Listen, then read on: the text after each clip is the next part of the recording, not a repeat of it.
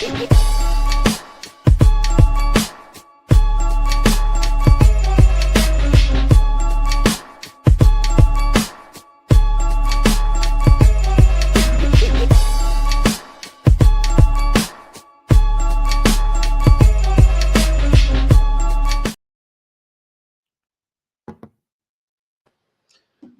back, everybody. I'm Jay. He's Maddie. This is week 13, and we are going to review week 12, but we're coming early because of Thanksgiving. And just so you all know, the Brits call outlets plug sockets. I just thought you all should know that. Plug sockets, because your plug goes inside them, and UK plugs. I get why. I get why. It's just weird to me because I've never heard that. Because I told Mark the other day in our group chat an outlet, and he said, "What is an outlet?"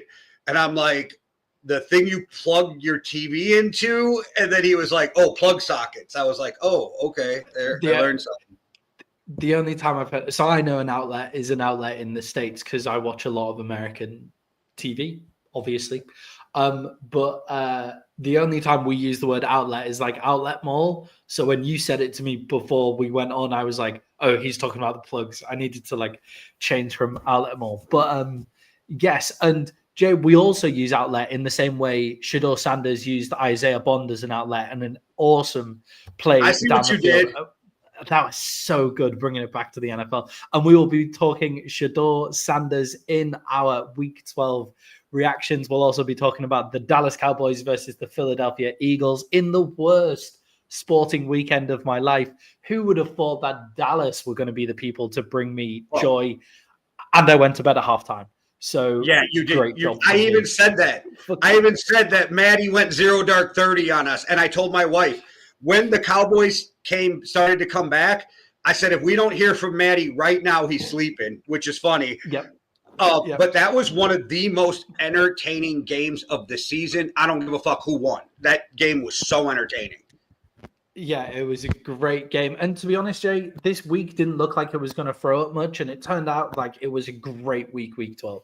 So we're going to be looking at the Cowboys. We're going to be looking at the Chiefs game. We're going to be looking at Shador Sanders. Jay, we're unfortunately going to have a little chat about JJ McCarthy as well as a talk about Brock Purdy before moving on to our Week 12 MVPs, rookie MVPs, overreactions, and then we're moving into Week 13. Where we'll be talking about Thanksgiving football and Friday night football, as well as, Jay, our Week 13 best bets to finish off. We don't normally have 4 games to preview on this show, so I have cut out GMJ, unfortunately, and a few reactions because we're going forward to 4 games. I got fired in season. Fired an in-season firing, just like the Giants defensive coordinator, because they can't stop anybody either. But Jay, the Dallas Cowboys went up against the Philadelphia Eagles, and I was so happy watching the highlights the next day that, Jay, I started to think, does the NFL media owe Jerry Jones an apology? No. Jerry Jones has caused so much havoc in his career. No matter what he does, he's never owed an apology. You can say, Jerry, you were right, but I would never give him an apology. Yeah, I think I've seen a lot of Dallas Cowboys fans coming out and saying they owe Jerry Jones an apology. They owe Jerry Jones an apology. Look, Jerry might have played excellent cards this season, done really, really well. But the reason that the Dallas Cowboys were in this predicament to start with is because he can't pay people early. He can't go and pay players early and go do all of that stuff. So he got himself in a situation of his own making. But Jay, he does deserve praise. Do you believe it's Jerry? Do you, as a Cowboys fan? Oh, the praise. I mean, I believe he signs off on the final decision, but I do think he's taken probably a bit of a step back now. I don't think he was at the heart of the Micah Parsons trade, to be honest. I don't think he was at the heart of that because I do see Jerry just going like, just pay him whatever he wants. So I do think he maybe took a bit of a backseat in that, but I think he's still involved in it. I think he's involved in the conversations, but I truly believe, and it's your son. I believe Steven's making most of the decisions now, but they're both very happy to just let Jerry be in the media because Steven grew up taking a backseat to Jerry's personality. So Steven's personality isn't one who runs for the camera. So I feel like he is probably really okay with Jerry being the guy in front of the camera all the time. Which is what the Cowboys have needed. Yeah. Whoever did it deserves credit. And I don't know. I don't watch all the shows, but I think we're one of the few shows that we were like, hey, it could turn out good for the Cowboys, even though everybody thinks it sounds crazy. Yeah, I think it was all those media people who just run straight to the microphone to record every instant reaction. All of those people just basically said the Cowboys have given up for the season, all of that kind of stuff. People like PFF podcasts and, the ones that go a bit deeper into what it can mean, and the big game theory people who maybe go into too much depth on everything, were starting to say, do you know what? The Cowboys could end up in a good situation. I just don't think anybody expected them to end up in a good situation this quickly.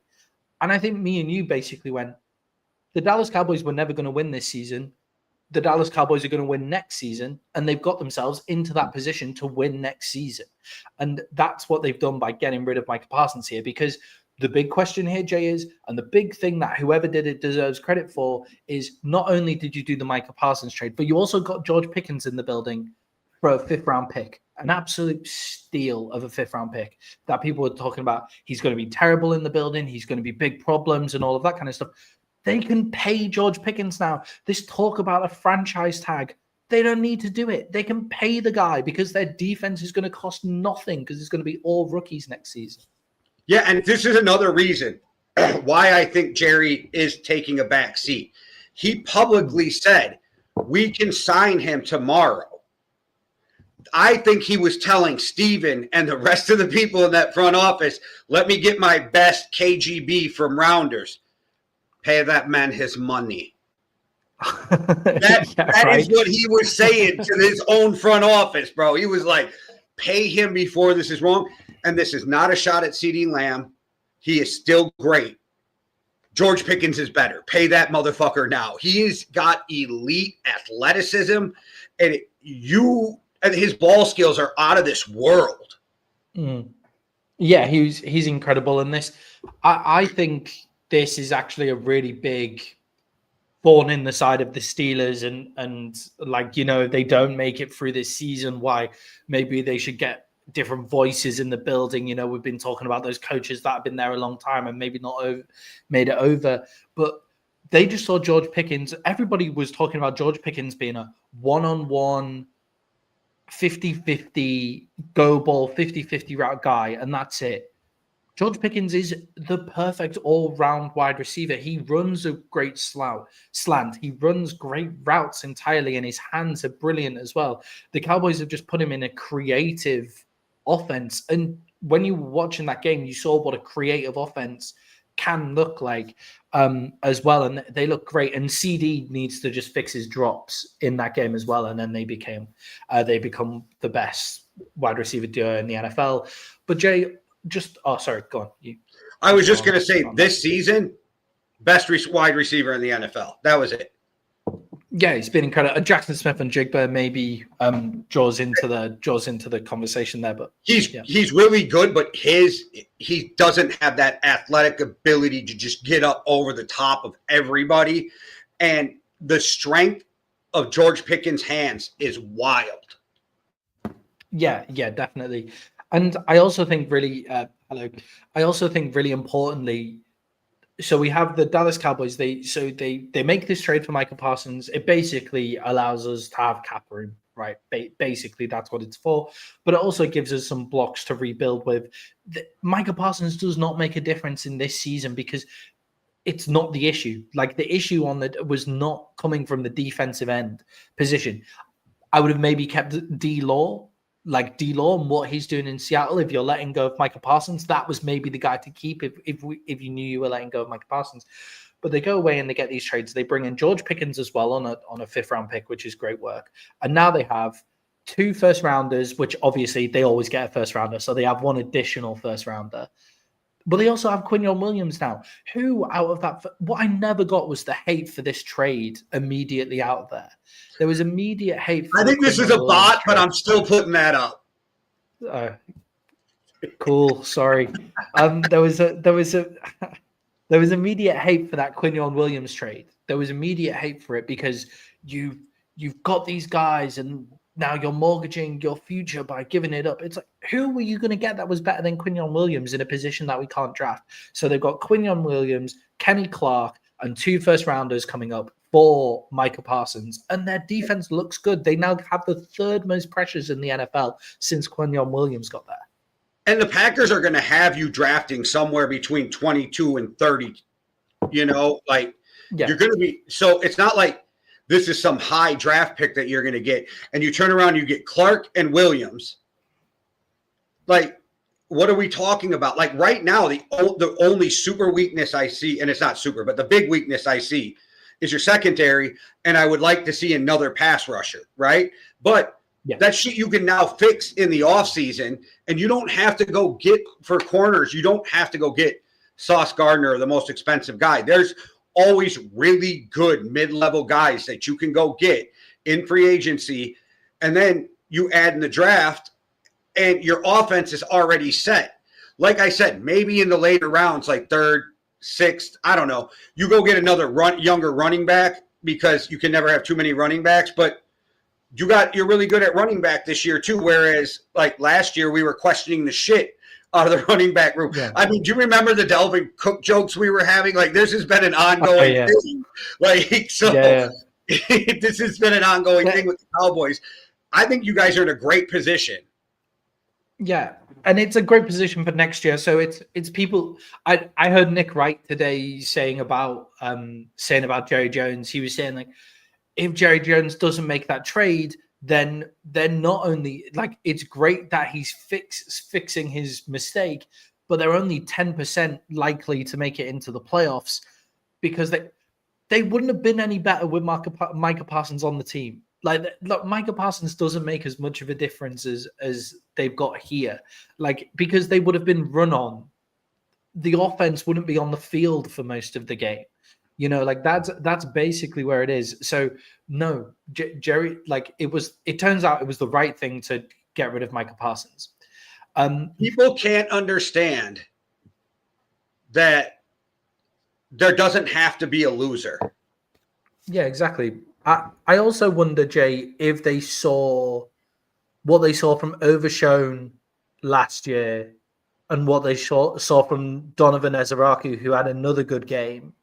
What they saw from those two in Overshone last year and Donovan Ezeraku in preseason. I wonder if they went, do you know what? We've got edge rush pressure. If we can, like, neither of them are as good as Micah Parsons, but they've got things that they can do from the edge. And Donovan Ezeraku looked good. And Overshone on a one-on-one. Who is this person? I think it's a bot. Yeah, clearly. Overshone on a one-on-one. If you put your tackle on an island against Overshone, he has the ability to make them look silly. Like, they were beaten. Both Ezeraku and Overshone beat Mailata last week. They beat them straight up. So they have an edge rush and they have this defensive tackle room. So well done to the Dallas Cowboys front room. And Jay, also a signing that I really didn't like was Schottenheimer. But Jay, I think he might have been one of the reasons why they lead him to a comeback. I think he's doing a great job. The continuity of the offense and the vibes that he's clearly bringing, because Cowboys, the reason I went to bed, Jay, is the Cowboys 21-7 down and they were only beating themselves. The Cowboys fall apart doing that. I've seen them fall apart against the Eagles like that over and over again, and they didn't this time. Jay, what led the Dallas Cowboys to that comeback? Well, we'll start with your boy Shoddy. He's got a new nickname from me. I don't know if you'll catch it because you're in the UK, so I'm not sure you'll get it. But his new nickname is Sod Off Shoddy. Oh, got it. Shot good. Got it. Yeah. I play GTA. I know. Okay, I didn't know you guys don't have QQs, so I didn't know if we were going to be on. But his new name is Sadaf Shadi because that offense is electric. I love that team's playing hard for him. I think he's doing better than I thought, and I didn't think he was a horrible hire. So I'm glad that you're going to come around on that. And that game, okay, who was it on the fucking coverage team? Gets knocked over. My wife even goes, he just did a somersault. Gets up, gets knocked over again, and still makes the tackle, and that fucking fumble went flying out of there. Yeah, like, the gunner. Yeah, those type of plays are what changed that game. That never give up, and those plays from the ordinary guys. Do you know what I mean? And I don't mean that disrespectfully, but there's the elite guys, and then there's just the grit guys on the team. Those are the guys that stepped up for you guys at certain times to make sure. Because as well as Dak played, there was a fucking pass in the end zone that you were like, oh, what the fuck? I thought that killed it. I thought it was over. I thought that was it. Yeah, I thought it was it. Yeah. With what it was for me was they clearly went in halftime and they came out with a fire under their ass, which is what I like from Brian Schottenheimer. He's clearly got that ability to do that.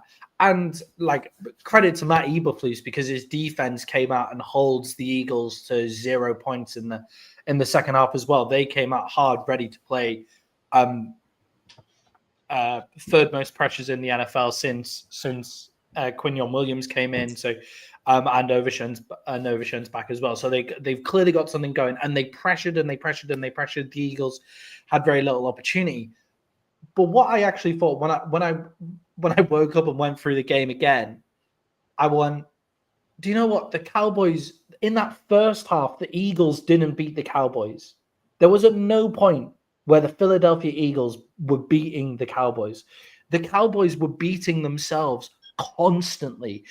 Like there was the first drive where they scored a touchdown off the punt where it's tipped, so it shouldn't have been roughing the passer. We should have had the ball.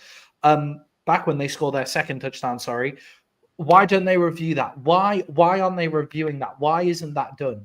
That's one thing that should have been done. And the good teams get those challenge flags in for those kind of plays, right? So that's one thing where they beat themselves. Dak throws an interception. Turpin trips over and fumbles the ball when Javonte Williams is running for like 5 yards a carry at the time. So why do we have Turpin in there? And in the second half, they just came out and they stopped beating themselves.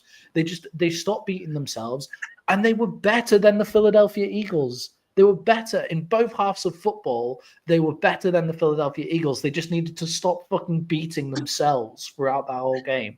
The Dallas Cowboys are now a good football team, and they still probably won't make the playoffs.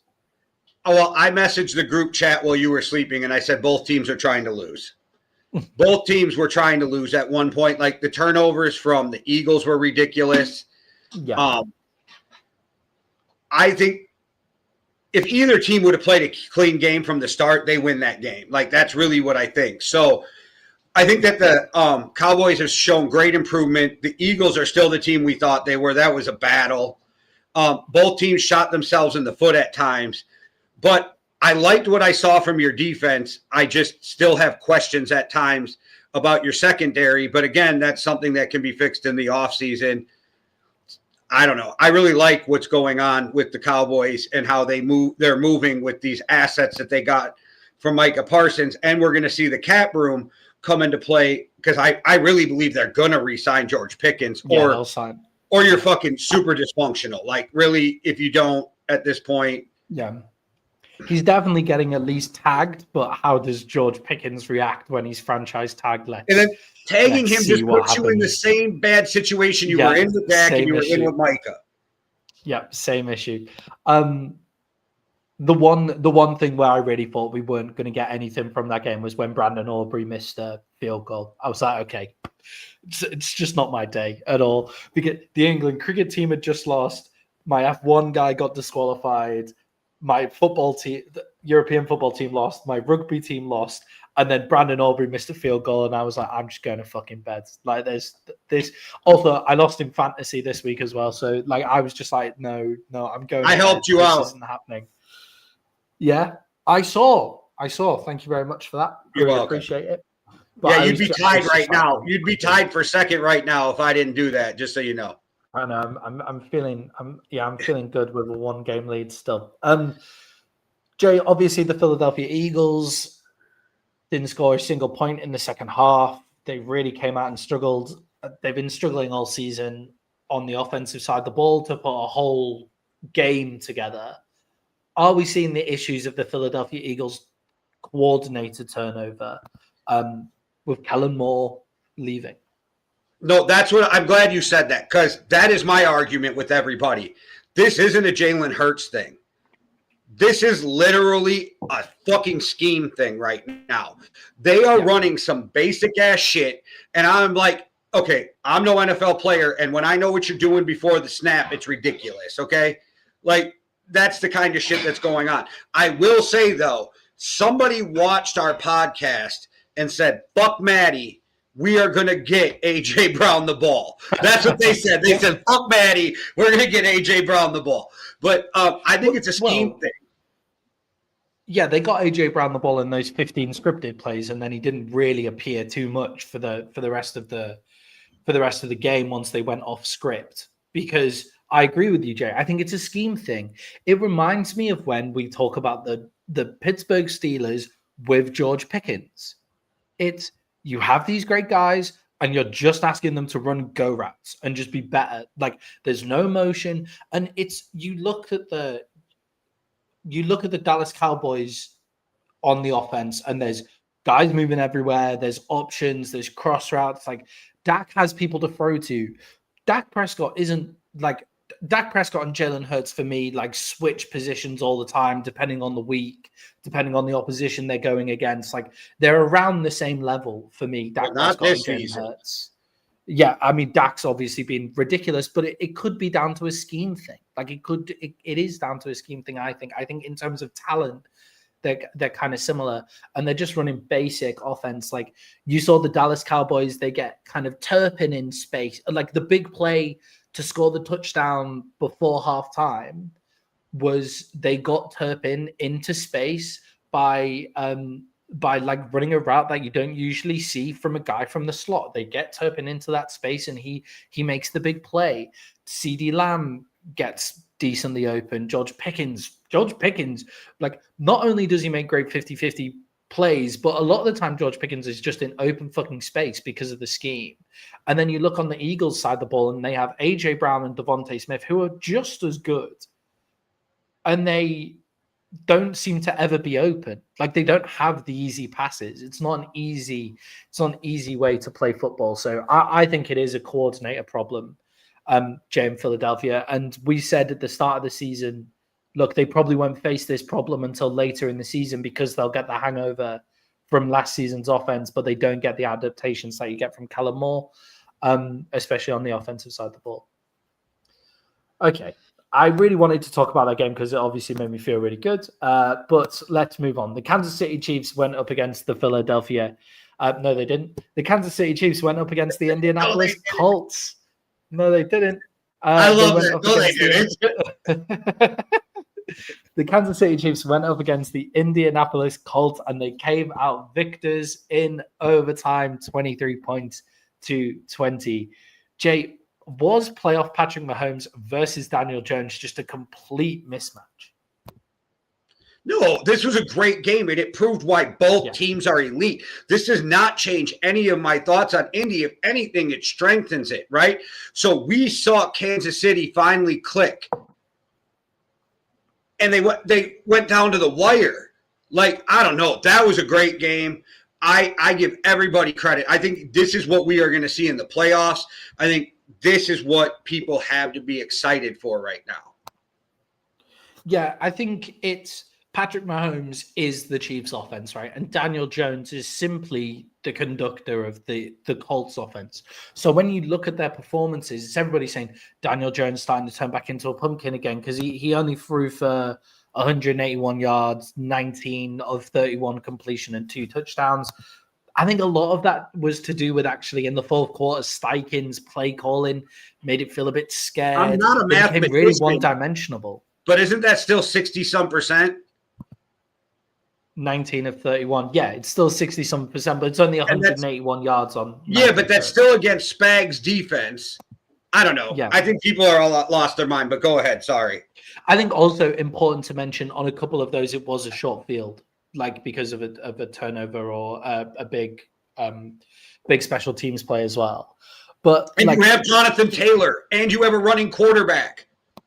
Yeah, he's Daniel Jones is the conductor. Patrick Mahomes is the offense. So Patrick Mahomes finishes with a stat line of 29 and 46 with 352 yards, 1 interception. Daniel Jones got 2 touchdowns, by the way, with what he was throwing as well. So I don't think it was this crazy mismatch of Patrick Mahomes was back. It's just playoff Patrick Mahomes is a fucking different animal. And from this point in the season, playoff, Patrick Mahomes is playing playoff Patrick Mahomes ball. This is what he's doing now, from here until maybe the Super Bowl for the Kansas City Chiefs.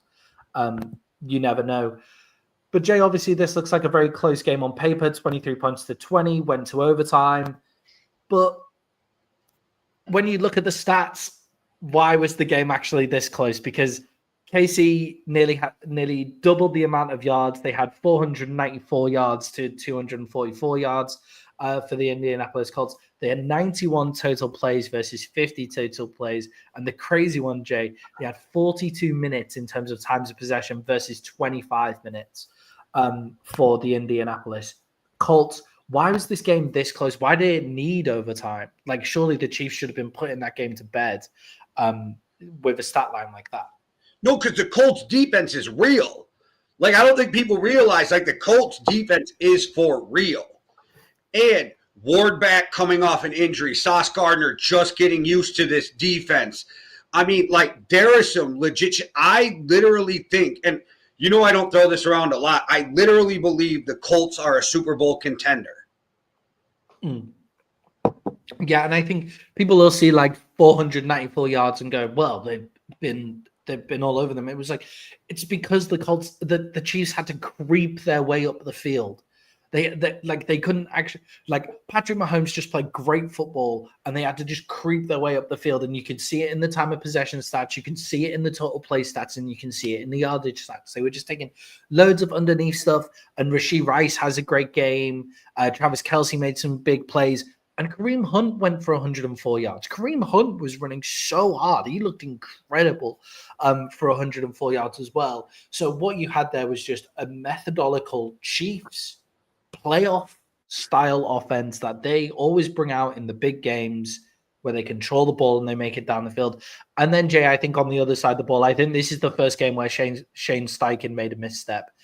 They stopped running Jonathan Taylor. Jonathan Taylor had what did he have? He had 16 carries for 58 yards. They went away from Jonathan Taylor kind of in the fourth quarter and played safe from the fourth quarter, which is not what the Colts have done all season. They started to play safe and they seem to tighten up, and that can happen in Arrowhead, right?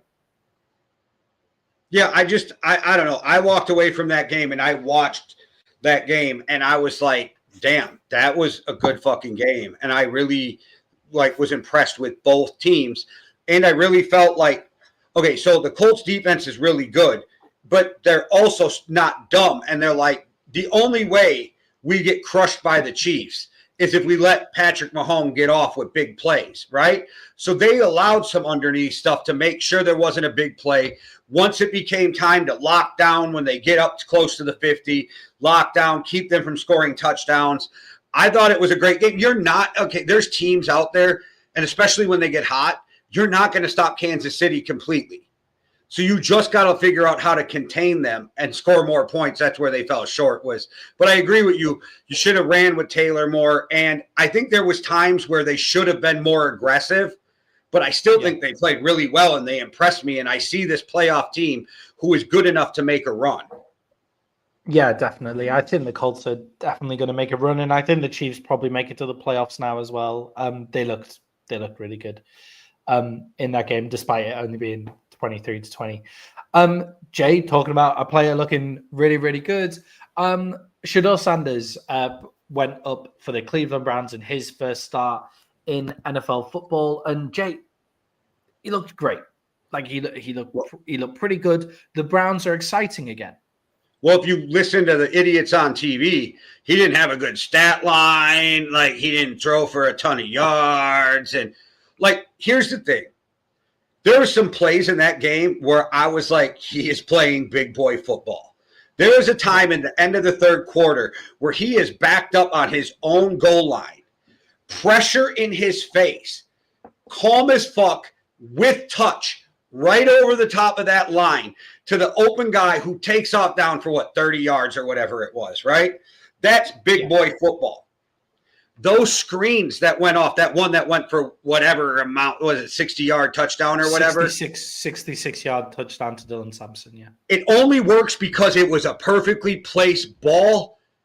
Like, Max Crosby is right on his ass, on the running back's ass. If he doesn't lay that ball perfectly, he's tackled right there. His accuracy was great. That throw he made on the run to Jerry Jeudy, like, that is big boy football. That is probably one of the best throws of the year. I'm not saying he played perfect. He has to grow. But we saw real NFL quarterback. Dylan Gabriel could not buy that throw. Yeah, it's look, I think what we found out from this season is Dylan Gabriel should be a very serviceable backup quarterback for the rest of his career. I think Dylan Gabriel has a great spot in the NFL for the next 15 years as a backup quarterback for the rest of his career. Learning behind people with a great coach, he could be a starter someday, maybe, just not right now.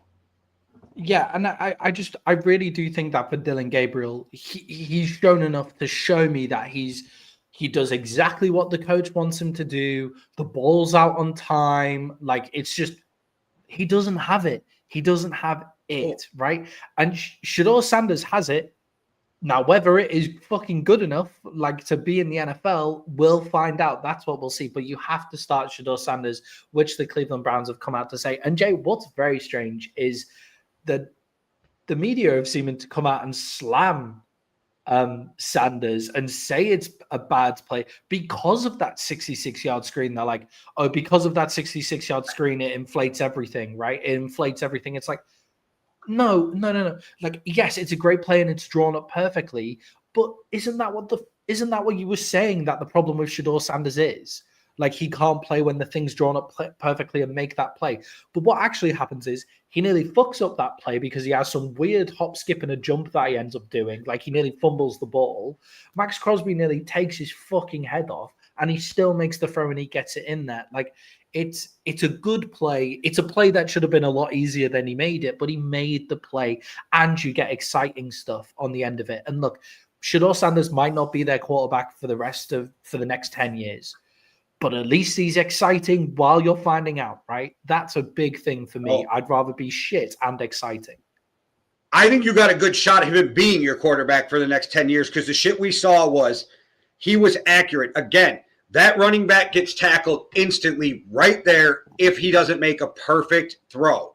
He hits a perfect throw, pressure in his face.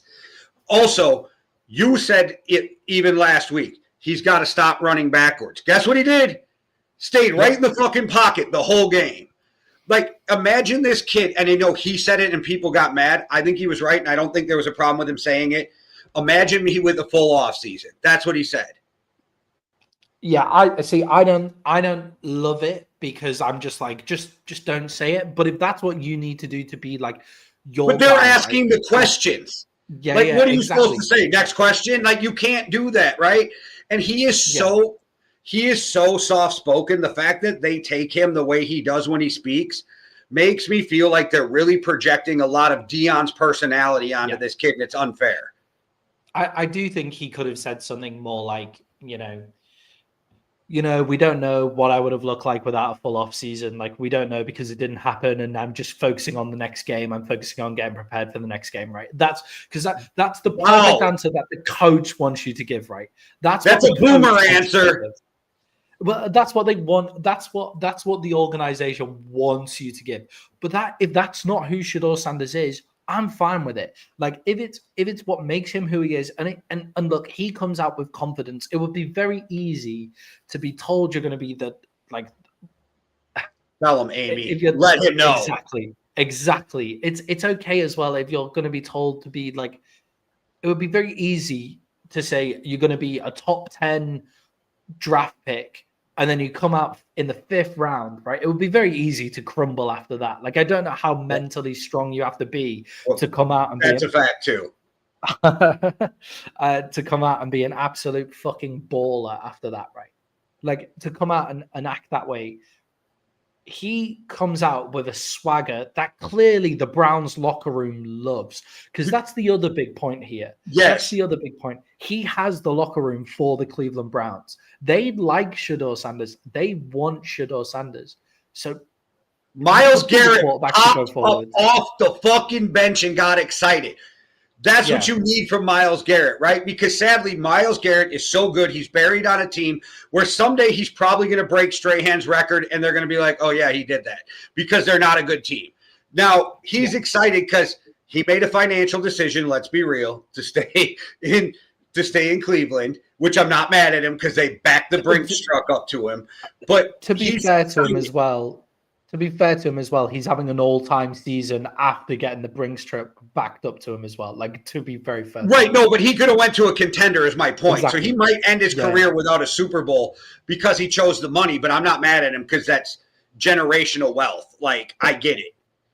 Yeah. And so you see that from Myles Garrett, him getting off, and you just see the whole team is lifted from a guy like this. So, and Dylan Gabriel couldn't give them that. Like, Dylan Gabriel just couldn't give them that. So the right pick is to go with Shador Sanders. And look, I'm not sure whether Shador Sanders is ever going to be the guy that throws 60% completion percentage like every game or gets the ball out in 2.2 seconds. Like, but sometimes you don't need that. Sometimes when you have a defense as good as this, you just need a playmaker on the other side of the ball, and you can deal with it as well. Is there also, Jay, a big point in the development of quarterbacks here where, because Shador Sanders went to Colorado and had zero offensive line, he is now much better prepared for the NFL? Like, because he's used to those NFL plays. We don't see a lot of guys from like the colleges where they have NFL players at every level. They sometimes struggle to come and make the NFL plays because they're used to having it. Shador Sanders goes to Colorado. Is there something to be said there for taking that route and going for quarterbacks from those schools? Hold on. Drake, is that true? Okay. Drake May says that could be a thing. Drake May says that could be a thing. I'm just saying. Like Drake May might be the proof you're looking for in that. I don't know. But there may be something to that. Brock Purdy might agree with you when it comes to shit like that. I mean, there could be something to that. And we even can say it with Jaden Daniels because, yes, he was at LSU, but he started off his first few years with Arizona and was still balling out. So there might be something too. And when you have like when you go to Alabama and you go to Georgia and you go to LSU, you have studs all over the place, like you said, right? Yeah. Joe Burrow is like the argument against that, right? But like it's hard to judge a quarterback when he has all that talent around him. I think it actually makes the process of evaluating a quarterback easier probably than it does these guys when they go to these like top-notch schools with like first-round talent all across the board. Yeah, and I do think with Shador, it has really helped him out. Actually, I did like to get into that NFL headspace and just come straight in because you're used to throwing under duress and stuff. And the argument for the opposite side of it for picking guys from those schools that have studs everywhere, it could be JJ McCarthy. With another poor game for the Vikings offense and JJ McCarthy in concussion protocol, what should/can the Vikings do with JJ McCarthy? Okay, I am not letting JJ off the hook. I'm not saying he played well, but that offensive line has been failing him. It's really been like he got murdered in the second half of that game, straight murdered. Like, so I don't know, but we're talking about a kid who's 6 games in. I mean, at the end of the year last year, we were talking about how Caleb Williams should be run out of the league.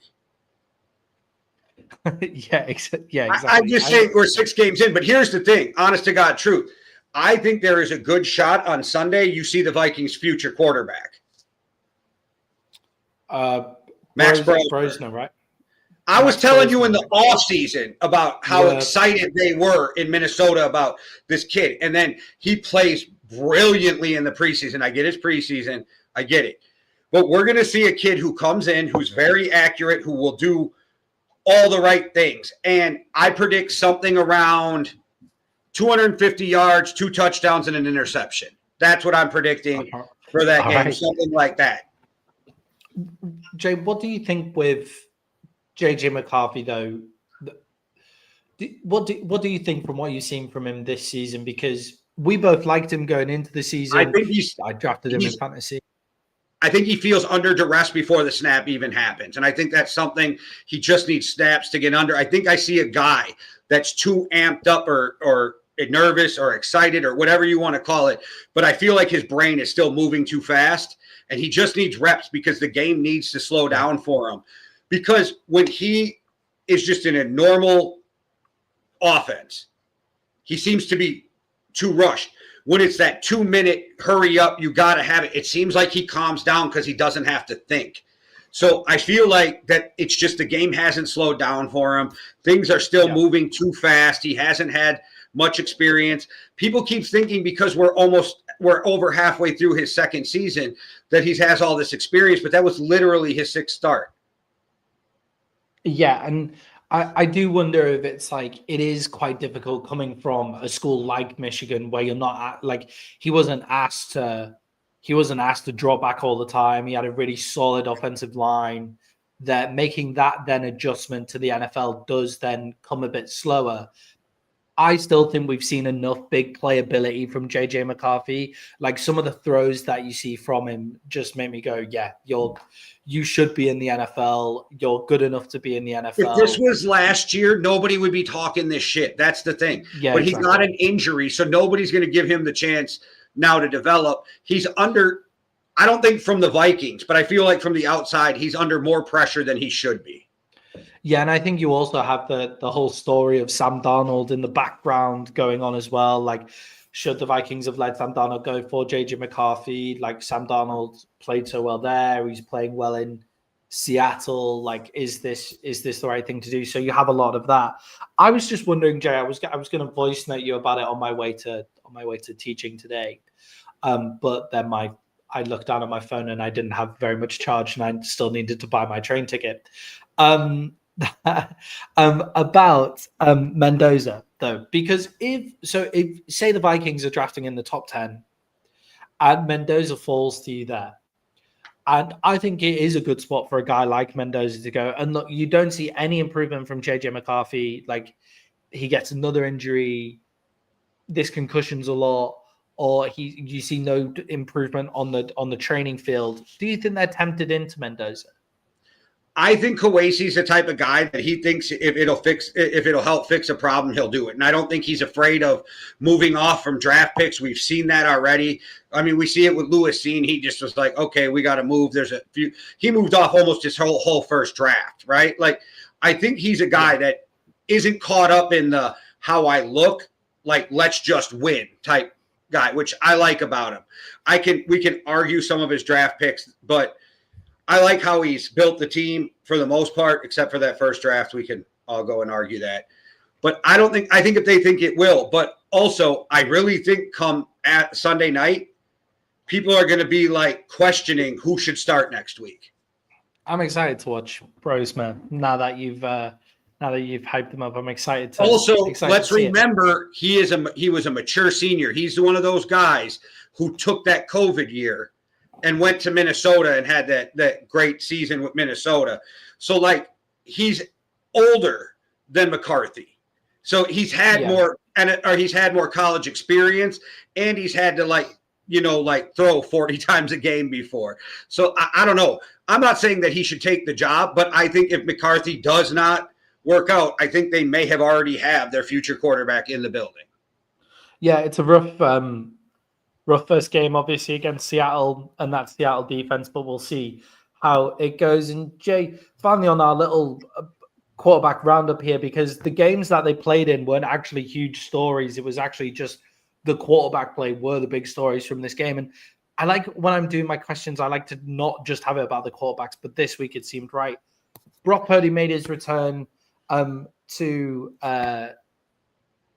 Brock Purdy made his return to the starting lineup. Maybe he played last week, actually, now I think about it. But anyway, Brock Purdy's playing for the 49ers again. Was he as bad as I think he was? Because I think he was terrible in this game. I think he nearly threw the entire game away for the 49ers. Awful. Yeah, like in this game, he was completely shocking. He threw for 3 interceptions in this game. And if Bryce Young wasn't having an absolute fucking stinker on the other side of the ball as well, the 49ers would have lost that game. That was an awful game to watch. This is the 6th 3 interception game in Brock Purdy's career already. Sixth 3 interception. And it's his 3rd game where he's had 3 interceptions in the first half of the game before. That's insane. That's terrible numbers. And you've paid $50 million for this guy when you've got Mac Jones in the building. Yeah, it's the way he played kind of proved everything I think we have been saying about him and Mac Jones. Yeah, I agree. Every throw I saw him make, I thought Mac Jones could have made that throw. And every throw where he was behind, I was like, but Mac Jones wasn't making those throws when he was in the thing. And look, Brock Purdy is probably a slightly better quarterback than Mac Jones, some of the stuff that he is able to do. And when they've got that offense humming, it looks great with Brock Purdy there. But is it $50 million worth? And I just wanted to get out there and say Brock Purdy did not have a good game, and he nearly threw that game away for the Carolina Panthers, which Jay would have made me get 10 would have made me go 10-4 on our bets, but we both went 9-5 on picking the games. And Jay, we went 3-0 on our best bets, which puts us up at 20-16. So everybody stay tuned to the end of the show to hear our best bets, because we are on fire at 54.6%. Jay was running some calculations. If we were proper betting people, we would have been in for a lot of money so far this season. And hopefully you've been following us, and you are. And if you have been, then the least you could do, Jay, the least they could surely do is go buy us a cup of coffee, right? Me and Jay set up the Yankee and the Brit nearly 5 years ago. And in that time, we've gone up to about 7 shows a week. And with the help of our loyal community, we've been able to keep growing. But we want to grow even more. And that's why just giving $5 or £5 could really help us out in our Buy Me a Coffee fund. And all you have to do is hit the Buy Me a Coffee link in our YouTube descriptions. That'll be on every single video. You can give £5, $5. You can give it once, you can give it every month. And what that does is it allows us to grow and even buy ourselves a coffee every once in a while.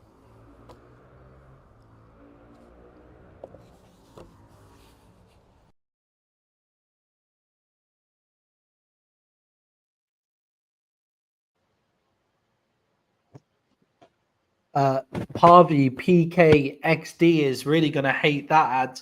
Even less shutting up. Two of us talking in that one.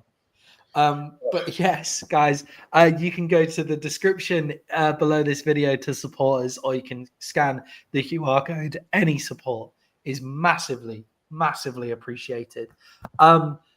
Jay, just like we appreciated these guys' performances this week, this is our Week 12 MVP and Rookie MVP. These are our best performances from Week 12. Let's start with the Rookie MVPs. Jay, who have you got in this one? Okay, this is going to sound weird, but I'm going to give you why. Brock Bowers is my MVP because without him, Geno Smith dies in that game. There is blocks that he picked up that he will never get credit for, and they only credit this kid for being a receiving tight end. And I wanted to give him some props because he was blocking his fucking ass off, keeping Geno from dying. That's our straight up. That's your straight up MVP this week, right? Huh? All right, your straight up MVP. Oh no, this week. I'm a year off. Nope, I fucked the show up. That is not it. But he's going with my. I got a year 2 guy as my rookie. You just reminded me. I fucked that. That doesn't matter. He's getting it. That's fine. He can have it. He can have it. He saved. Geno. The Raiders are so irrelevant. I forgot that he's been in the league for a year. Yeah. Jay, my rookie MVP is Dylan Sampson of the Cleveland Browns, running back, after his 66-yard screen pass and touchdown that set another contender in Shedeur Sanders. It set him off on his game, got him into that nice rhythm, and got him playing good football. And he's had a really good season so far this year, Dylan Sampson. If you picked him up in fantasy, you'd be actually pretty happy. Yeah, it was impressive. I like what he's doing. I thought that the running back spot was going to be a real weakness for them this year, and and it's not. I really like what they did with the running back position in Cleveland. Yeah, because you've obviously got another person who could have got it was Kishon Judkins as well. Like he could have also got the rookie MVP. Good rookie class all of a sudden in Cleveland, with Mason Graham also a contender for it on the other side of the ball, playing a defensive tackle in a 10-sack game as well for the Cleveland Browns. That Raiders O-line is a real problem. Jay, your MVP for week 12, who you got? Jahmyr Gibbs. Yeah, I again, it's the same as last week when we could have had Josh Allen. It's Jahmyr Gibbs, right? Yeah, it's just, to me, it's hands down, and I get that's the easy pick, but it's an easy pick for a reason because he went the fuck off. What did he have? 290 all-purpose yards or something wild? 264 yards from scrimmage, 219 on the ground, 2 touchdowns, and 61 fantasy points. Yeah, fucking insane. Insane. Yeah, and that run to seal the game, like, was perfect for the game he was having. Yeah, it was a great way to win the game for them. The Lions had an awful performance in that game. We'll talk about the Detroit Lions, obviously, when we go into Thanksgiving football next up, but they were terrible for large swathes of that game, apart from Jahmyr Gibbs. Yeah, he was impressive as fuck. It was so impressive to watch because I had, for the first couple of years of his career, like, was he worth the first-round pick? And now I'm like, he might be better than Bijan. Might be. Yeah, I mean, I reckon if you put Bijan in the Detroit Lions run game, then you would see a very similar production. That's why I said might. I'm not saying he is. Yeah. I'm just saying there's an argument to be made there. And they're definitely top 5 running backs. Yeah, they're probably the same. They're probably the same level, to be perfectly honest. Jay, so it is Jahmyr Gibbs, hands down. But I've given some honorable mentions. I've given one to Dak Prescott leading a comeback in a division rivalry in the second half, 354 yards and 2 touchdowns. And obviously, Myles Garrett makes another appearance with 3 sacks and endless amounts of pressure in that game for the Cleveland Browns versus the Raiders. A lot of Cleveland Brown love in my rookie MVP and MVP chat so far. Okay, and then for our final bits of week 12 fun, before we move on to the Thanksgiving games and our Friday night football game of week 13, we have our NFL week 12 overreactions. Jay, what are we overreacting to this week? So I held back a little because it was in my overreactions when you brought it up. Brock Purdy needs to stop being the starting quarterback of the 49ers, and they need to just give it to Mac Jones and get what you can for Brock Purdy in the offseason. Yeah, I just wonder where Brock Purdy goes, where they take the contract on now. I mean, he's not terrible. He's not terrible. He's still a starting quarterback in the league, but he was shocking in that game. Yeah, well, you can eat some of that contract, say for the first year, to get to unload it because Mac Jones is still better than Brock Purdy, and you're still going to be paying less in the long run, eating some of that contract. Yeah, definitely. And I think there's a few teams I think there are some teams that would be improved by Brock Purdy, no doubt as well. But yeah, we've said it a million times, I think, on this show now, I'd be playing Mac Jones for the rest of the season. Jay, for me, it is all about the interior offensive lineman. Jay, my week 12 overreaction is interior offensive linemen should be the highest paid O-linemen in the league, not left tackles. We're out. We're done. There are left tackles all over the league. Quarterbacks are now more mobile than ever. The teams that are successful are the teams that get pressure up the middle now. It is all about getting pressure up the middle. And you can see with the Raiders how awful it is when there is not a good interior offensive line, just how bad it can be. Pay those guards, pay to get those best guards in the building, because there aren't as many good guards as there ever have been. I disagree because a fucking good defensive end will fuck your whole life up, and you never want the blind side of your quarterback getting exposed. But I get your argument. I'm just saying there's less good D tackles than there is less defensive ends, and defensive ends scare me more than D tackles do when it comes to the health of my quarterback.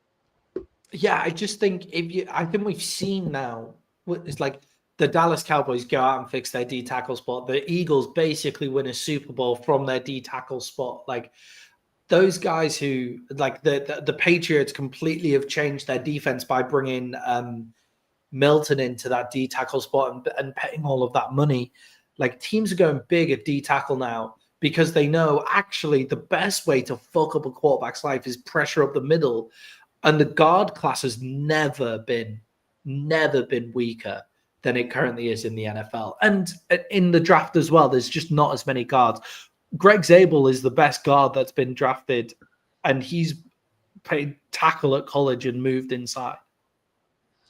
I think, and this is just me speculating, if you took a team and took the best guards and center and gave them weak-ass tackles, you are going to see way more sacks from the DNs and tackles for losses than you will. But that's just me, and it's an overreaction, and it's yours, and you have the right to have it. That would be a fun experiment to carry out. Like, let's just get a team that has fucking unbelievable guards and the worst left tackles in the league and just see what happens. That would be quite fun to watch. But Jay, that is week 12 in the books. Let's move on to week 13, and it is Thanksgiving football week, which means we get 3 games on Thursday. You guys are all on holiday. I unfortunately will not be. I will be at work, but I'll be finished by the time the game starts. So I'm also very, very excited. And we start, Jay, with the Detroit Lions, who are 2.5-point favorites against the Green Bay Packers. Should the Lions be feeling positive after their Week 12 performance against the New York Giants? Yeah, I mean, I think that teams have games that they're always not happy with, but it's easier to move on if you come out with a win. And I think that the Lions did everything they needed to do to win that game, even though it wasn't pretty. And so if I'm the Lions, I don't even think about that game. I'm just focusing on Green Bay because I don't think it was such a bad performance where you have to drag yourself down over that game. Yeah, I mean, plus it's a short week. You ain't got time to even worry about it.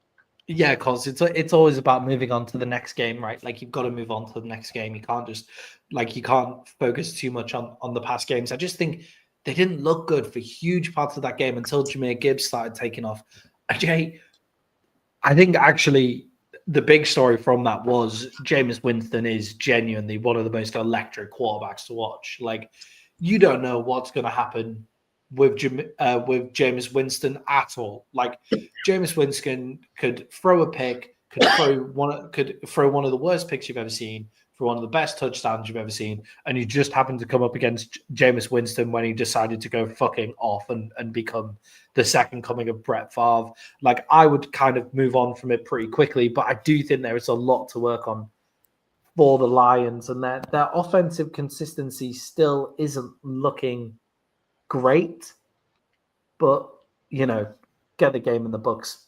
Looking ahead to the game that they've got against Jameis Winston caught a touchdown. Yeah, sorry. Yes. Sorry. That's what I wanted to mention. I forgot to write it down in my notes, but that's what I wanted to mention.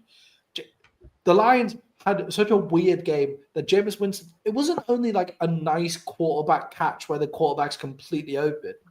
Jameis Winston has to make a grab, make a move, and force himself into the end zone. Like he jukes a guy out of bounds. He is so slow, too. It looked like that whole play it looked like everybody was moving in regular time except for him. I wonder if the slowness helps him. He's a strong, big dude. I think that's what helped him. Like, you don't realize how big Jameis Winston is till he's standing next to a defensive end, and you're like, he's only slightly smaller than that guy. Yeah, it's like I was watching that play, and it was like the guy who went to tackle him expected him to be already moving forward, and Jameis Winston hadn't got going yet to like walk into the tackle. So it looks like this like mad like stop. Guy shoots right past him, and Jameis like steps on the inside to get the touchdown. But actually, he hasn't started running yet, so he hasn't moved. Like that's what actually happens there. Jameis Winston is genuinely one of my favorite quarterbacks to watch, and it really comes into the point here, Jay, of if I'm a shit football team, I'd rather be entertaining. Like I don't like if I'm picking my quarterback. Okay, Jameis Winston could cost us like blowout after blowout. Like we could have potentially been in a close game and we'll lose because he'll throw 2 pick sixes or something. But at least I'm entertaining to watch while we're getting better. I think that can be quite fun. I will honestly say this. Jameis Winston would have been a better choice for the Jets. Yeah, the fact that the Giants had Jackson Dart, Jameis Winston, and Russell Wilson on their depth chart, they seemingly had 3 of the 3 best quarterbacks in New York all on their one roster. Like that, New York City, because Buffalo is in New York. Sorry, New York City. My bad. Yeah, New York City. I just thought of that though. Somebody's going to be like, "You forgot about Josh Allen," and it's like, okay, no, we didn't. We were talking about New York City, which is technically New Jersey. All right, whatever. 3 of the 4. 3 of the 4 best quarterbacks in New York, all on the same roster.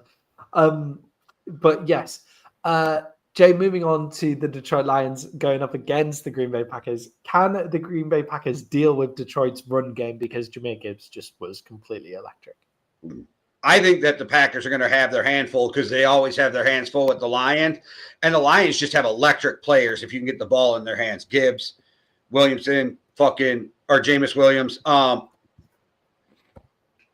Why I go blank? Oh, St. Brown. Like, there is guys all across the board. Sam Laporta's been playing better than he was at the beginning of the year. I think the Packers are going to have their hands full because the Packers have shown at times like they're not an elite team. Like, they're good. They're not great. And I feel like the Lions are closer to great than they are to good.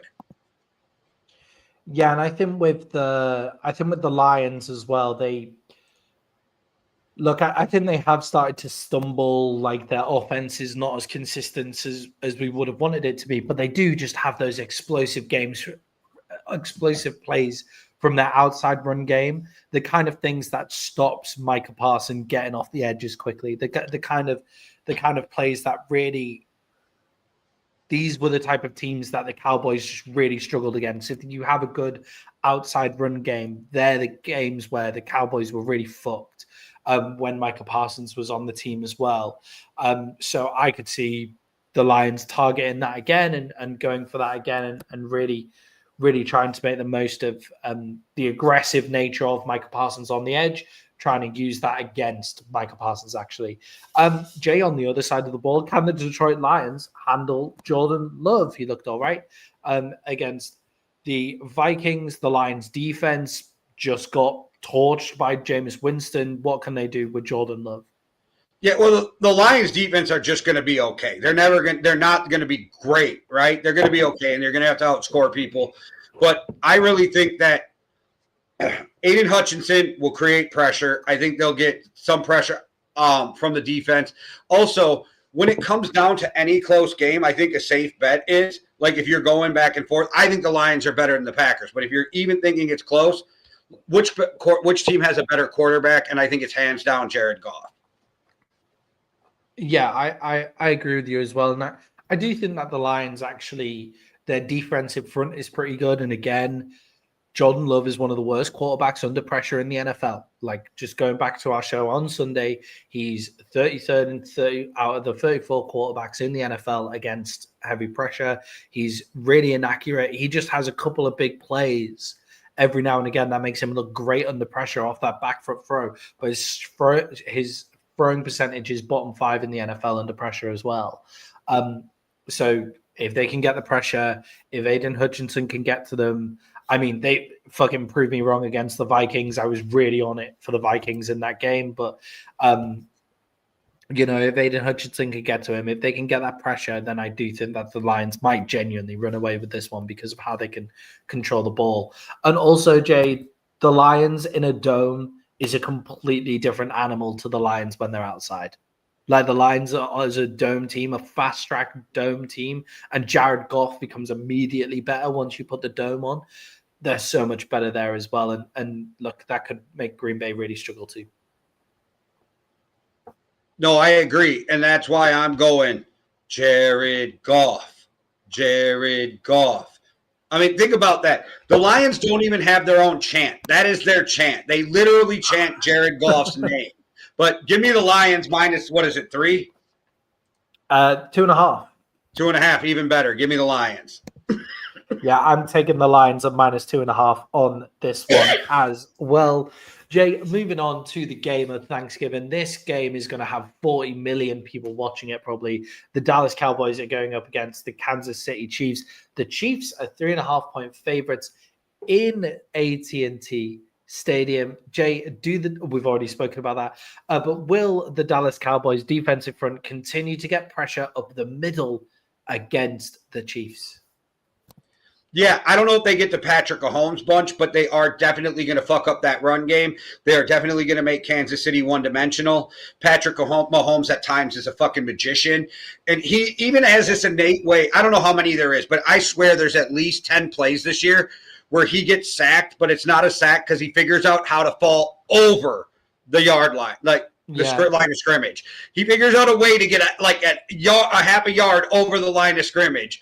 So I don't know how many sacks there will be, but they'll get him off his spot. They'll make him move around, and they'll shut down that run game. And they're going to make him one-dimensional. And then once they're one-dimensional, it's what can the Cowboys defense do from there? Yeah, and I think once you get into that point, you can be so confident on the other side of the ball that actually if you can just get – the Cowboys just need some stops, right? They just need some stops and some ability to control the game. The way the Cowboys lose this game is if they give KC the control. Like, if KC can just dink their way up the field again, like Rashee Rice underneath route again and again. Kareem Hunt goes for 100 yards just like they did against the Colts. Like, you can't have that discrepancy in time of possession as well. I do think that the Cowboys will continue to get that pressure. As I've said a couple of times already, they're the third most pressure in the NFL since Kenyon Williams came into the team, and they just look incredibly so much better. They're getting pressure the entire time, and it's all up the middle as well.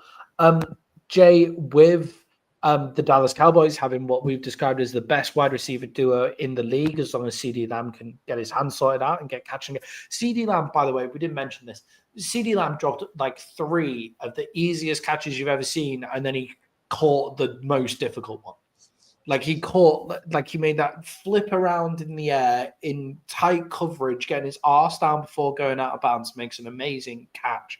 But the Cowboys have one of the best wide receiver duos in the NFL. Does that really affect the Kansas City Chiefs? Like, what can the Kansas City Chiefs do against that? They just have to stop the run and then try to figure out how to contain the pass, because the Cowboys are very explosive. When people sleep on Jake Ferguson on Wisconsin, like, the dude's a player. What the Cowboys need to do is hold the Kansas City to 3 when they get down into scoring position. You hold them to 3, and then I do think this will be somewhat of a shootout. I just don't think it'll live up to like I don't think each quarterback's throwing 4 touchdowns, but I think we're going to see each team moving the ball up and down the field.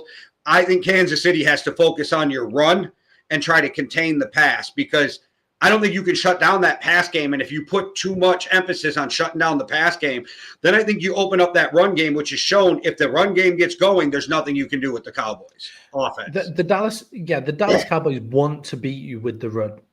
Like, that's where they want to beat you, because Brian Schottenheimer isn't a run offense kind of guy. We don't run off shoddy. We want to get to, sawn off Shotty, but his dad was a run game guy, and he wants to get to the pass as quick as possible. But they get to it by running the ball first. And if they can run the ball, they're just going to run it down. They're just going to keep running it. It's where our offensive line is much better. Like, our offensive line is so much better at run blocking than it is at pass blocking if we can just get downhill. So you can't go into too deep.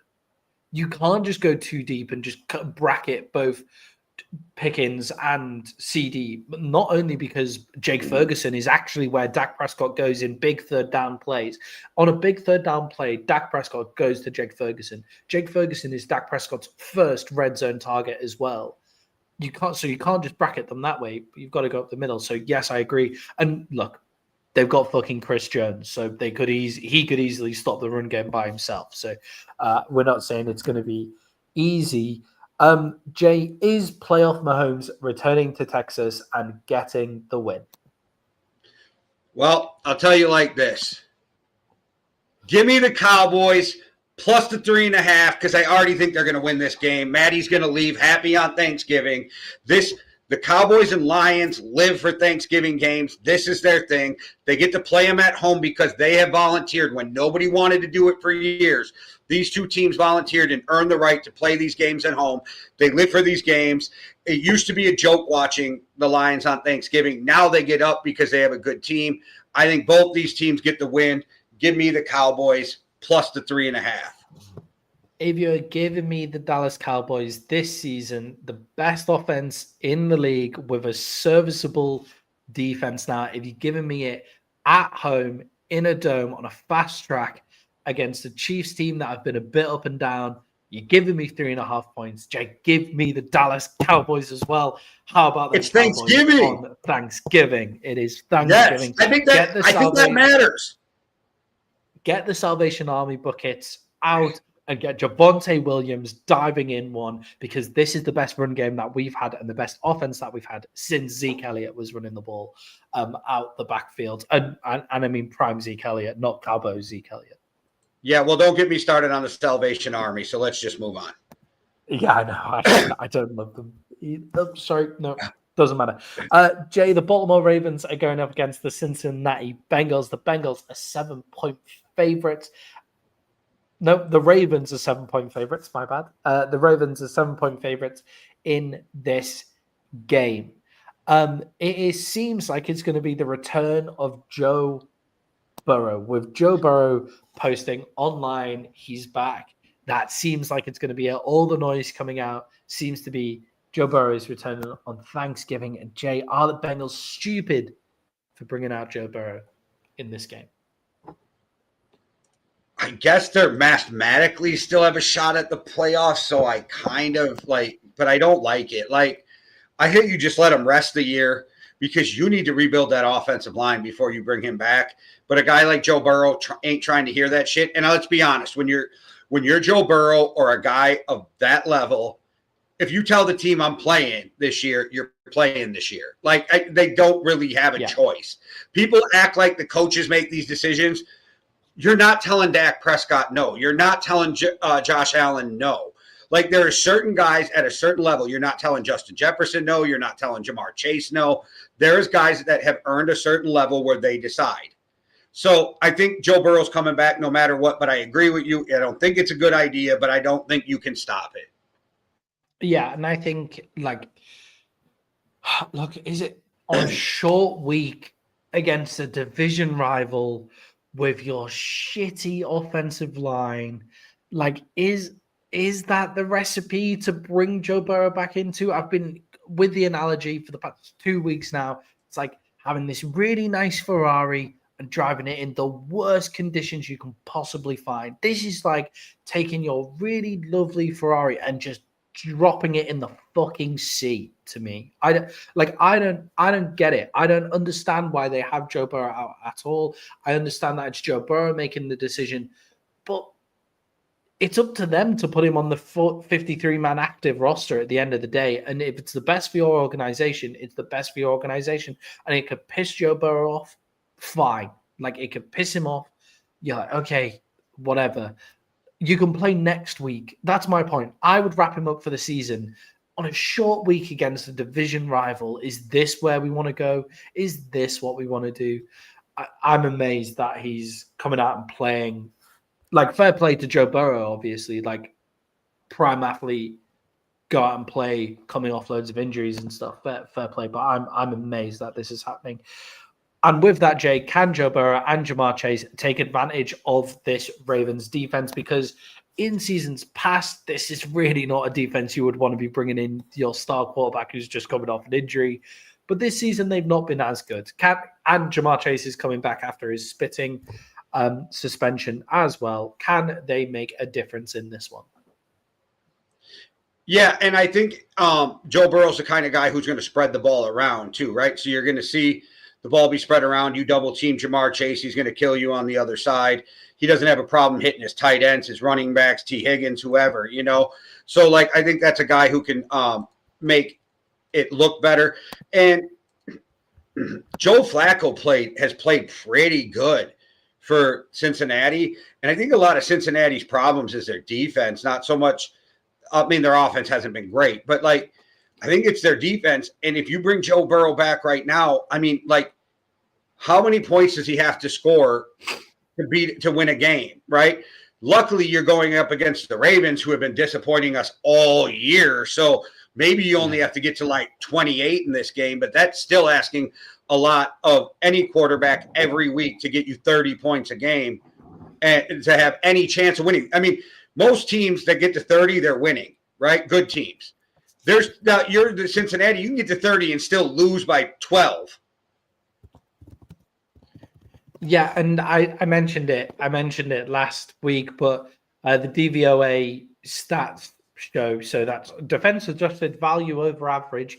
But it's one of those like next gen stats that they use a lot of the time.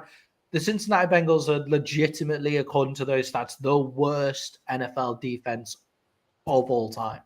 That, like, 2016 Cleveland Browns 0-16 bad. Like, that's how bad this Cincinnati Bengals defense is. And I guess in terms of bringing Joe Burrow in and having Jamar Chase there, what more could you have expected from Joe Burrow that you didn't get from the offense under Joe Flacco? Like, what more could you have expected? I guess the game where they only scored 12 against the Steelers is the one that I look at, but they only scored 20 against the Patriots in their last game as well. But the Patriots have a great defense and they really control the ball. But then before that, he scored 42 points against the Bears and lost, 38 points against the Jets and lost, 33 points against the Steelers to come out for a win. You know, like, what more could Joe Burrow have done in those games compared to what Joe Flacco's done? I don't see it making this huge difference because their defense is so bad. Joe Burrow probably manage the clock better, make sure that they try to limit the other team's possessions by taking longer out of the huddle, longer before the snap, because Joe's a smart quarterback. You know what I mean? I know I have issues with some of their play, and I have beaten him up, but it doesn't mean that I've ever said he wasn't elite, right? I just think Joe Burrow's great. Yes. I do think, though, like, the more I think about it, why are you bringing him out on a Thursday game? Why don't you just give him the other fucking 10 days to fucking rest before? And how is he healthy 4 days after he wasn't healthy enough to play, which is weird in itself. With all of that said, though, I am taking Cincinnati to cover and still lose because I think Joe Burrow keeps them in this game close enough. And I actually think, and I truly believe this, I think it's going to be a push. I think they lose by 7. So, Jay, I actually have this game down for the Baltimore Ravens because I wanted to ask you the question. surely with the Bengals defense this bad, this is a no excuse game for the Ravens defense. It is. Surely with how they defend the run, this is a no excuse game. I don't have faith in the Ravens anymore.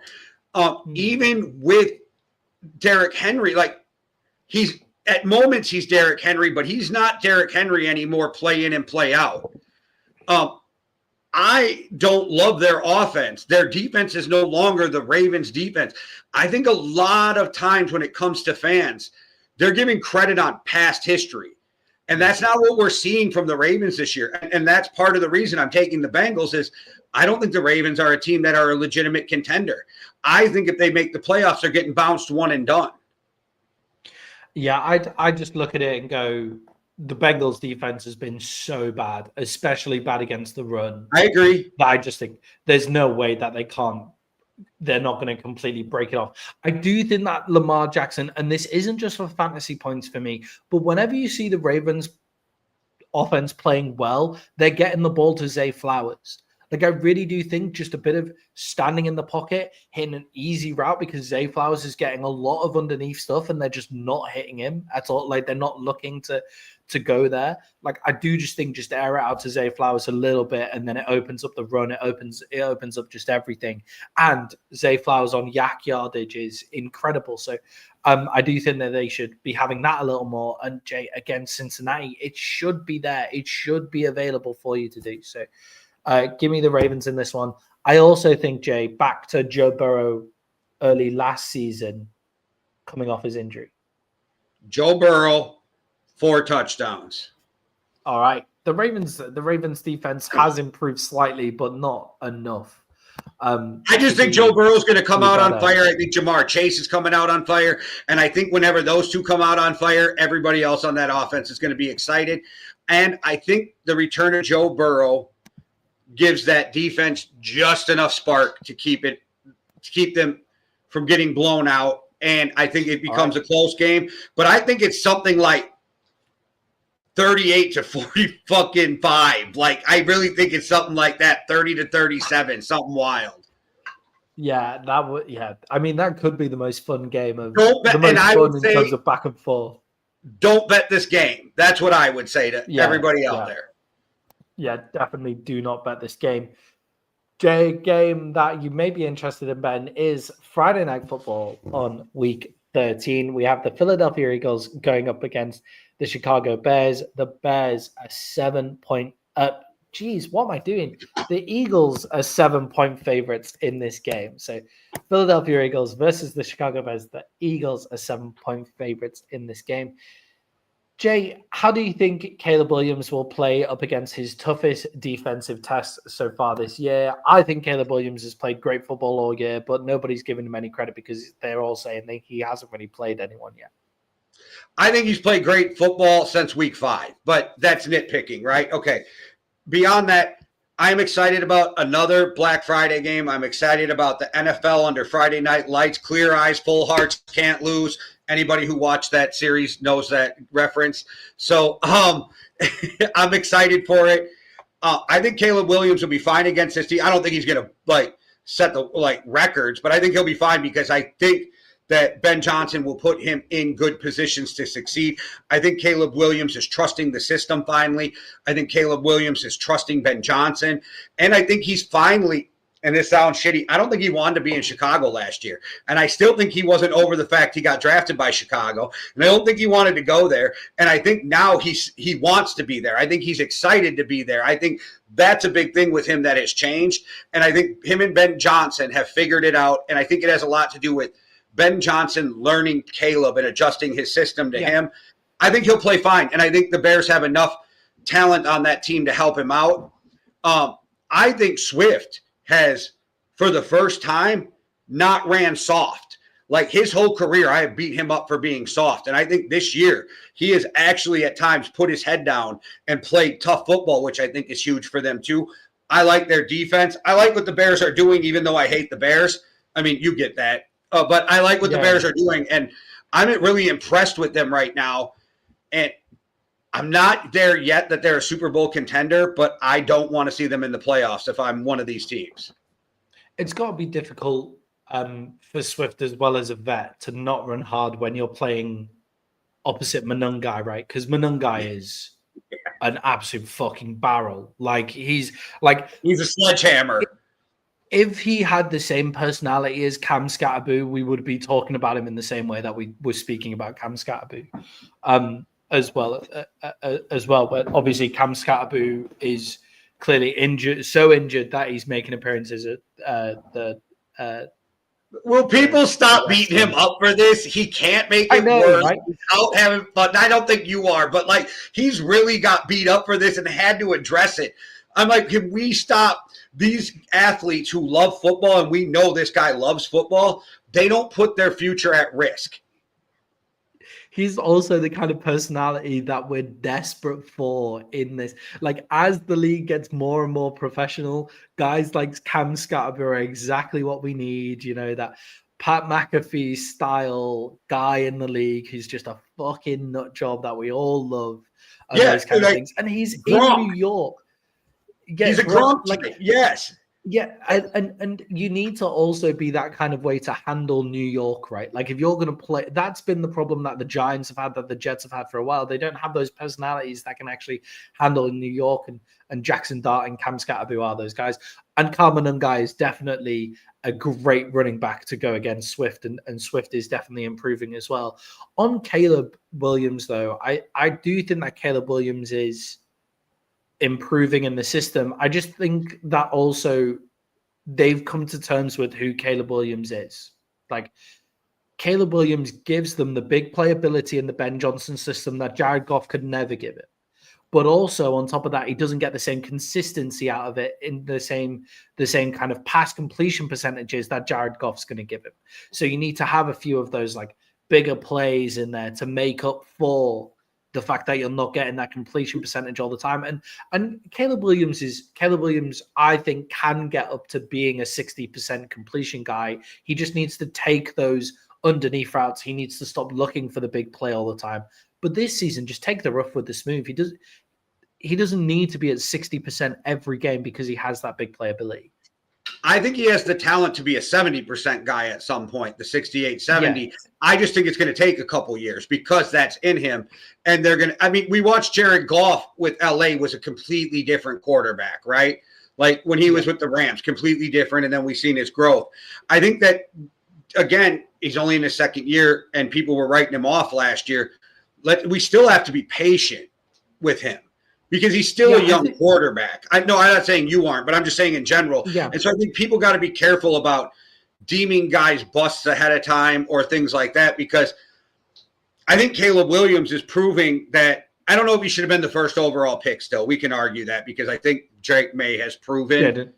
I love Jaden Daniels, but I think Drake May has proven he probably should have been the first overall quarterback. But I still think he's a first-round quarterback, top 10 quarterback, and I think we're seeing it. We're seeing all the talent. And I think you made a good point this year. I think it just took him a little longer to start understanding the shit they never taught him in college because he didn't have to go by these complex snap counts. Yeah. He didn't have to worry about staying in the system because he was so athletic. So I think he's learning these things. And you pointed this out, preseason, that like Caleb may have just developed slower because he had never been put in these situations and he didn't pick it up as fast, which is fine because once the guys got it, they understand it, right? You don't forget that stuff. Yeah. So if it took you an extra 8 games to learn it, so be it. And on the opposite side of what we were talking about with kind of like Shador Sanders and what we've spoken about with JJ McCarthy, is this Caleb Williams probably has a more secure pocket in the NFL than he had at college. Actually, with the way that USC is, and the Bears' offensive line is looking very, very good right now. We'll see how it looks up against a better defensive line. But Caleb Williams actually has more time than he thinks he has. Like his big problem is he actually has a bit more time than he thinks he has, and the game is slowing down for him. And it is slowing. It's not an accuracy problem with Caleb Williams. Some guys, these completion percentages, like. Somebody was comparing his completion percentages with Anthony Richardson's complete percentages, and I was like, it's just a totally different situation. Anthony Richardson, his accuracy is the problem. Caleb Williams is accurate. Like he is accurate. He's just also trying to fit the ball into tight spaces when he could just take the underneath route a lot of the time. Like, that's just what's happening.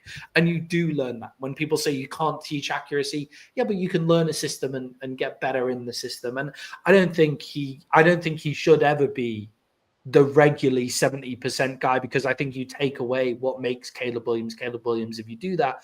But if he can get to 60, then he's going to be a great quarterback. What also didn't help Caleb Williams is the fact people like Nick Wright were putting him at the top of like rankings while he was in college and stuff like that. What I want to see out of Caleb Williams is I want him to become Dak Prescott, because he is more athletic. And if you teach him to play from the pocket but take off when it's there and get on the move and make big plays when it's there, I think we see an amazing Caleb Williams. And I think that's when you see him hitting the 65, 70% completions. I want them to turn him into a more athletic Dak Prescott. Yeah, I saw Matt Hasselback talking about Caleb Williams today. He's good, right? And he basically, what he said is like, I love that Caleb can get out of, like, the left tackle is blitzing him. He notices the defensive end beats the left tackle. He's getting blitzed, and then he does like a woohoo spin play like out the end, and he catches it late. And he's like, Caleb's next development is not seeing the defensive end getting beaten too late. You know, like he saw the defensive end beating him too late. He needs to see that pre-snap. Like, that's something you need to see pre-snap, and then get the ball out, and then his completion percentage will go up again. So I think Caleb Williams is great. I think he's having a great season. I think he's just improving and improving and improving. And this idea that he hasn't really played anyone, you play what's in front of you. They're currently top of the NFC North, which is one of the best divisions in football. They're currently top of that division, and he's leading 8-3. He's leading them to that. Yeah, I think they're 8-3. Yeah, 8-3. And they went 0-2. So if you literally think about it, like, he's 8-1 in the last 9 games.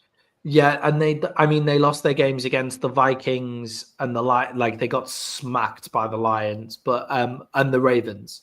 And it was week 1 with the Vikings, and it took a JJ McCarthy heroic ending to lose that game too. Yeah, but they've in the past 2 weeks now they've beat the Steelers, who are really up and down. They beat the Vikings, who obviously beat them earlier in the season. They beat the Giants. They beat the Bengals. They scored 47 points against the Bengals as well. So they have. Yes, I can see why people say it's a soft schedule, but I think they've looked all right, and I don't think they need to be too worried about the Philadelphia Eagles defense, because it's very, very good, but I think they have what can handle it. Jay, is this on the other side of the ball with the Bears as well? Is the Bears defense getting the credit it deserves with how injured they've been playing? They've actually been keeping in decently in games. Just to say this, I think they're playing really good, and I think this is one of the times where I think the media has actually been fair with them. I think they talk about how good they are. I think they actually bring up the injuries. I think this is one of the few times where talking heads are fair. So, but I think they're really good, and that was your point. I think they getting the credit they deserve because they are being talked about so highly. Yeah, I think they're very good, and they just played a game without a single linebacker, a single one of their starting linebackers, and won against the Steelers without a single fit, active, recognized linebacker.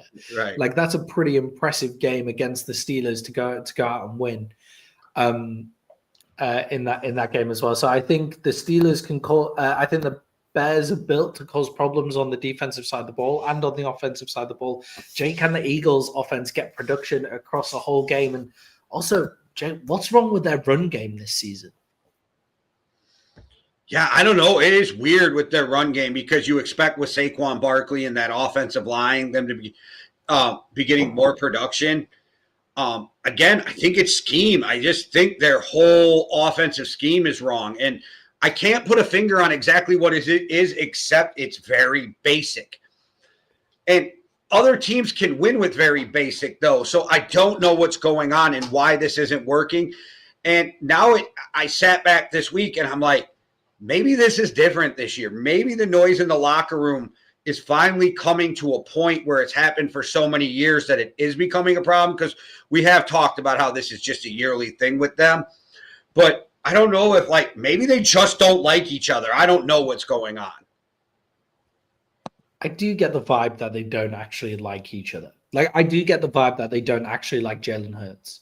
You know what I mean? Like, if like, the I don't whole think team doesn't like you, that's a problem. If A.J. Brown doesn't like you, who gives a fuck, right? Like, we don't have to like each other to succeed in something. But if the whole team doesn't like you, or a group in the team, it's a huge problem. You very rarely hear them come out in defense of Jalen Hurts.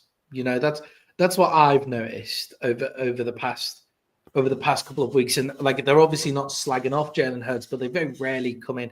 And apparently Jalen Hurts is quite a guy who, like, goes off by himself, like works by himself a lot, and all of that kind of stuff. And they just don't seem to get on. Like, you don't see them making loads of media appearances together and all of that kind of stuff. Like, you know, the Cowboys, you see Dak, you see CD, you see George Pickens, like, all the time together. The Lions, you see the Detroit Lions together all the time, and that kind of stuff as well. And you very rarely see that with the Eagles. Since Jason Kelce left, maybe Jason Kelce was the guy who kind of held the whole thing together, and like that, he was like the go-between. And I mentioned last year that they missed that leadership. They obviously didn't miss it going for the Super Bowl, but they could be missing it now. The thing that I want to go back to, though, Jake, is the fact that it's so basic. This idea that Saquon Barkley's lost a step, the idea that Saquon Barkley's the issue that they've got. They run the ball the most efficiently in the NFL. Or amongst the most efficiently in the NFL, actually. They have the least negative plays in the run game in the NFL. Like, they're always forward. In the game against the Dallas Cowboys in the second half, a lot of it was like 3-yard run, 2-yard run, 3-yard run, 3-yard run, 1 yard, 1 yard, 1 yard, 1 yard, 3. But the Dallas Cowboys have got a lot better at the defensive tackle, and they very rarely get any negative plays in the run game. They're just not getting a single explosive play out of the run game at all this season. And if you're not getting one 20-yard play, I think they have the lowest in the league in terms of like 30-yarders. They have very few 20-yard plays, very few 10-yard plays. It's just 3 yards, 4 yards, 5 yards the entire game. Then you're going to struggle throughout the season. And again, it's just them being completely basic, and they need to work out a way to be less basic. And look, Nick Sirianni, we know you're the man manager guy. We understand that. But you're meant to come from the offensive side of the ball. Maybe it's time for you to take over and show us what you've got from coordinating the coaching. Jay, do you agree with that? I do. I think Sirianni has to do something to shake up what's going on with that offense, and that's on you as the head coach. And if you made the wrong choice, maybe it's time for you to step in. I don't know. But I don't like what's going on with their scheme at all. Yeah, I think it is a real scheme issue rather than a player issue, right? Because also, weirdly, just to go back, actually, AJ Brown and Devontae Smith had some of the most production that they've had in the all season last week. You know, like, weirdly, they've still had some of the most production in, and still it wasn't functioning right. So, Jay, the Eagles are 7-point favorites in this game. The game is in Philadelphia. Who you got?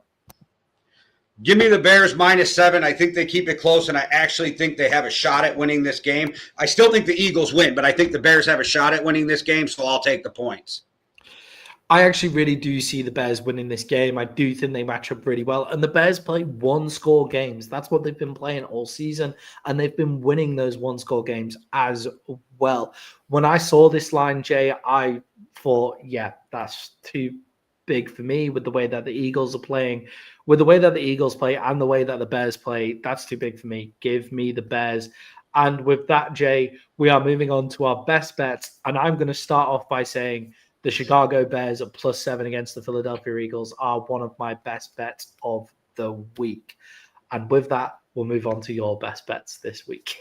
All right, my first one, I am taking the Lions -2.5 against the Packers at home. So lock that in. I think the Lions win this game, and I think it's by more than 2.5. And I think they will take advantage of the Packers' weaknesses.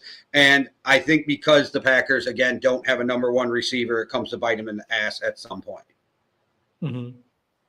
Yeah, I agree with that one. That was one of my tempters. But Green Bay, they're such a strange team. They're very up and down, and so are the Lions actually. Yeah, the Lions always give the Packers problems too. It's one of those historical things. Like the Vikings always beat the 49ers, yet the Eagles always beat the Vikings, that kind of shit. Yeah. All right. So my second game is give me the Colts -4.5 against the Texans at home. The Colts are at home. I think Luan Romo's defense stops the Texans from doing almost anything. I think Jonathan Taylor figures out how to get enough going to help out that passing game. I think that the Colts will win by more than 4.5, and I think they're going to be a little pissed off about losing in overtime. Yeah, I think they're an okay matchup against that Texans defense. Like, I do like the Texans defense. I don't think the Colts are going to run away with anything, but Jonathan Taylor is the way to combat a pass rush like what the Texans have got as well. So I do like that one. Jay, what have we got for our third? All right. So my third and final one of the week is give me the Bills -3.5 at the Steelers. I don't love how the Steelers have been playing. I don't love how the defense has been playing. Aaron Rodgers, even if he plays, is still injured. I think that the Bills beat him by more than 3.5, even though it is an AFC matchup and the Steelers need this win for trying to get into the playoffs. I still don't think they'll muster up enough to beat them, and I think it'll be more than 3.5. Feels like a weird overcorrection on the Bills, this one. I think it is like, the Bills have had a few bad games recently. I feel like this is a bit of an overcorrection, though. The Bills have a good run game. They'll just go straight to that run game. And the Steelers defense hasn't been as good this year as we all expect it to be. One of the most expensive defenses in the league, and they're not making that. So, yeah, I can definitely see that happening as well, Jay. I'm starting off mine with the Chicago Bears, a +7 against the Philadelphia Eagles. The way the Eagles play one-score games, the way the Bears play one-score games. Don't know who's going to come out with the win that one. I think it's going to be within one score, though. Jay, the Atlanta Falcons are -2.5-point favorites against the Jets. I have no faith in the Falcons, but I have even less faith in the Jets to be able to do anything. The Falcons did seem to get back on track against the Saints, and I'm surprised at the undercorrection here. Did Kirk Cousins look pretty good to you this week? I thought Kirk Cousins looked pretty all right. Yeah, I expected Kirk to play decent, though. I didn't think this was going to be a big problem. I thought he would play better than Penix. But, again, dysfunctional teams do dysfunctional shit. Yeah, Kirk Cousins' arm looked okay. And, Jay, in a game where I found it hard to pick my third best bet, I think a lot of the lines are kind of like pretty good. I've actually taken the Cleveland Browns in their game again. Who they got? Yeah. I've taken the Cleveland Browns in their game against the San Francisco 49ers for the pure reason the game is in Cleveland in the winter. Brock Purdy, when it is cold outside, Brock Purdy in outdoors when it's cold is not good in winter games. And that defense has been eating up. The 49ers offensive line has struggled. Brock Purdy has struggled. I think this is going to be a low-scoring game, and I think the 49ers don't have any pressure for Shedeur Sanders to go to. The 49ers should have really lost that game against the Panthers if Bryce Young wasn't as bad as what just happened there. Can the Cleveland Browns capitalize on that? +4.5. I almost took that game in the reverse, Maddie. So that's crazy because I think people forget that it really doesn't matter about the 49ers quarterback play as much. It's Christian McCaffrey, and that dude is a fucking machine. Yeah, I did. If there's one defense this year, the Cleveland Browns defense has just been so great. We'll see how. If you can limit Christian McCaffrey, then you might be okay. If the Browns can win this game and Shedeur looks good, Kevin O'Connell saves his job. Kevin O'Connell saves his job. Oh, Kevin Stefanski saves his job. Stefanski. I did not. I got Vikings on the brain all the time. No, they should not be talking about Kevin O'Connell losing his job. But no, yes, Kevin Stefanski keeps his job. I was like, oh my God, Jay, that's some I don't think that was a Freudian slip, but who knows? But it is weird because people have been shitting on O'Connell, and I'm like, are we really blaming Kevin O'Connell for the fact that J.J. McCarthy's looked bad? Justin Jefferson hasn't looked like himself this year. And this is what I say. I say if you have to move on from J.J. McCarthy, you trade Justin Jefferson, keep Addison, and go get you a quarterback. Well, I mean, I'm not 100% sure they have to. You could just go to Kyler Murray, really. This is a Vikings talking point that's been going on in the group. So I was just speaking to my fellow Vikings fans who are talking about how do we get a quarterback if JJ doesn't pan out? Well, you trade your best asset for a bunch of picks and you go get one. All right. Just to recap that for everybody, Jay has gone for the Lions at -2.5 against the Packers, the Colts at -4.5 against the Texans, and the Bills at -3.5 against the Steelers.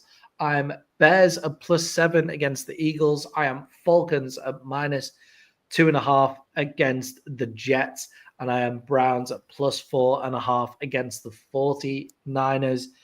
We're firing on all cylinders in our best bets at this point in the season. So, guys, if you want to win some money, then let us know. All we ask is if you win some money, make sure to come and support the channel. Either subscribe, like, or go click the link in the bottom or scan the QR code in the top to help us out. Jay, that's it. Send us out like you always do. Happy Thanksgiving, everybody. All right. Like he said, happy Thanksgiving. Thank you for watching. Hit the like and subscribe. Hit the notification because we have too many shows on the channel now to even go through them all. And right now, as you're getting done watching, go over and check out Montana and David. They are on Well Beyond the Arc. They just started a few minutes ago, so you won't be missing much, and they can catch you up on everything NBA. And I'm sure Montana is over there just fully erect because of what's going on with his Lakers. All right. Thanks, everybody, for watching. One world, one love. Deuces.